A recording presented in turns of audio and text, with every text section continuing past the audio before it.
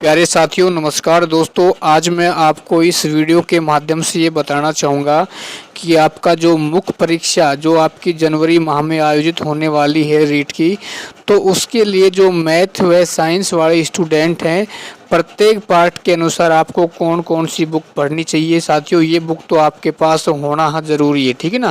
देखो दोस्तों, उससे पहले एक बात मैं आपको यहाँ बताना चाहूँगा। देखो दोस्तों, जो भी गाइड होती हैं वो सब भी अपने आप में क्या होती हैं साथियों, बेस्ट गाइड होती हैं, लेकिन फिर भी साथियों उसकी लैंग्वेज के अनुसार अपन को उसका चयन करना बहुत ज़रूरी होता है ना। मान लो ऐसी गाइड हो जो सबसे बेस्ट हो और उसकी लैंग्वेज अपन को समझ में ही नहीं आ रही है, तो फिर उस गाइड को खरीदने से साथियों कोई फ़ायदा है नहीं, ठीक है। तो मैं मैथ और साइंस वाले स्टूडेंटों के लिए सबसे पहले राजस्थान जीके कला संस्कृति वाली जो गाइड मैं आपको यहाँ बताना चाहूँगा। देखो साथियों, अब तक जो मैंने महसूस किया है और काफ़ी साथियों के माध्यम से जो मैंने जानकारी जुटाई है, देखो साथियों मुकेश पांचोली की एक गाइड आती है, राजस्थान जीके आता है, उसमें कला संस्कृति सामान्य ज्ञान है ना, शैक्षिक परिदृश्य और उसका आपके बाद शिक्षा का अधिकार, ठीक है ना। ये मैटर उस बुक में आपको संपूर्ण मैटर आपको मिल जाएगा, ठीक है ना। तो इस बुक के माध्यम से आप बहुत अच्छी तैयारी कर सकते हैं दोस्तों, क्योंकि इसमें आप सभी महत्वपूर्ण उन सभी बिंदुओं को शामिल कर लिया गया है।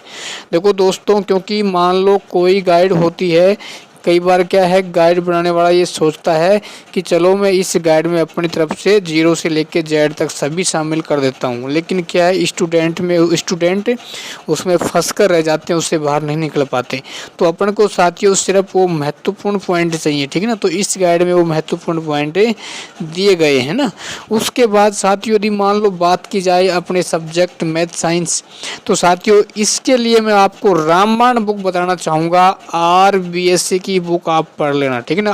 RBSC की बुक आप 12वीं तक की जो बुक आती हैं उसको आप पढ़ लेना, लेकिन ध्यान रखना 11वीं व 12वीं की बुक में उन्हीं टॉपिकों को आपको पढ़ना है जो आपके सिलेबस में दिए हुए हैं, ठीक है ना। उनको टिक लगा लेना। भाई साहब मैं आपको गारंटी के साथ कहना चाहूँगा, सब्जेक्ट में आप मात नहीं खाओगे, ठीक है ना। सब्जेक्ट के लिए आपको कोई भी गाइड लेके आने की आवश्यकता नहीं है, न तो आपको लक्ष्य की लेके आनी है, ना आपको सिखवाल की लेके आनी है, ना आपको फर्स्ट रैंक की लेके आनी है। ओनली RBSC की बुकों को पढ़ लेना साथियों। NCERT को पढ़ने की आवश्यकता नहीं पड़ेगी, ठीक है ना, क्योंकि काफ़ी लोग आपको ये कहेंगे कि NCERT की गाइड पढ़ो। देखो साथियों NCERT का ही शॉर्ट नोट्स क्या है, RBSC की बुक हैं, क्योंकि भाई आप NCERT के 6 चैप्टर पढ़ लेना और RBSC के आप 2 चैप्टर पढ़ लेना, बराबर हैं, ठीक है ना। क्योंकि ये बहुत ही शानदार बुक होती है RBSC की, क्योंकि आपने पढ़ा भी होगा। यदि आपके पास 2019-20 की बुक है तो मैं मानता हूँ कि आप बहुत ही भाग्यशाली हैं, ठीक है। उसके बाद साथियों आपका अंतिम पार्ट आता है साइकोलॉजी। देखो इसके लिए आप धीर सिंह दाबाई की जो अभी नई बुक निकाली गई है, जिसमें IT वाला पार्ट भी शामिल किया गया है, ठीक है ना, उस बुक को ले सकते हो। तो ये आपके पास मुश्किल से 3 या 4 ऐसी गाइड हो जाएंगी, ठीक है ना। इनको पढ़ लेना भाई साहब, दिमाग का बोझ कम हो जाएगा और अच्छी तैयारी हो जाएगी और आपका सिलेक्शन भी हो जाएगा। नहीं तो मोटी मोटी गाइडों के चक्करों में रहोगे तो इस दलदल में फंस कर रह जाओगे, ठीक है ना, और भारी भरकम भर्ती से हाथ भी धो बैठोगे, ठीक है ना। बेस्ट चयन आपको खुद को करना है। यदि अभी तक भी आप चयन नहीं कर पाए हैं तो साथियों मैं इतना ही कहना चाहूँगा कि आप बहुत पीछे रह जाओगे, ठीक है ना।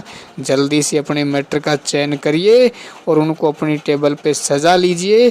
फिर उसके बाद आपको कोई भी मैटर खरीदने की आवश्यकता नहीं है जनवरी से पहले, ठीक है ना। उसके बाद आप अपना कोई भी सोल्ड पेपर निकाल सकते हो, ठीक है।